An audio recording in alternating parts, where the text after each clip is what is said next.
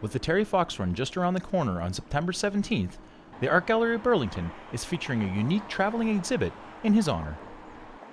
This wonderful exhibit, this 2D exhibit that the Canadian Museum of History created, and it's really awesome to see how they've displayed it here at the Art Gallery. But I think it's really cool and unique to see the local flavor in it, with seeing the pictures of Terry running through Burlington here on the lakeshore, and I think that adds so much to it, and be able to see that. So there's a lot of these photos that I've seen today that I've never ever seen before, so it's awesome. The Burlington Sport Alliance was instrumental in bringing the exhibit to the AGB, approaching community members, local sports organizations and artists, and even local technological company Autobach, who built Terry Fox's prosthetic leg. All of these additions to the already impressive exhibit gave it that local feel.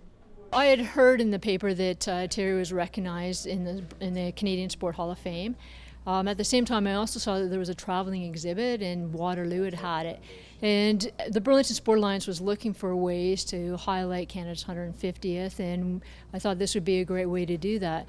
By bringing in the exhibit, it really also allows us to be able to highlight Terry as an athlete, which is a little bit different than how I think he's been perceived in the past. The entire exhibit demonstrates how Terry Fox still inspires many of our local athletes today. Earlier this week, Leslie Scrivener, journalist and author of Terry Fox, His Story, popped into the AGB to sign copies of her book for members of the community.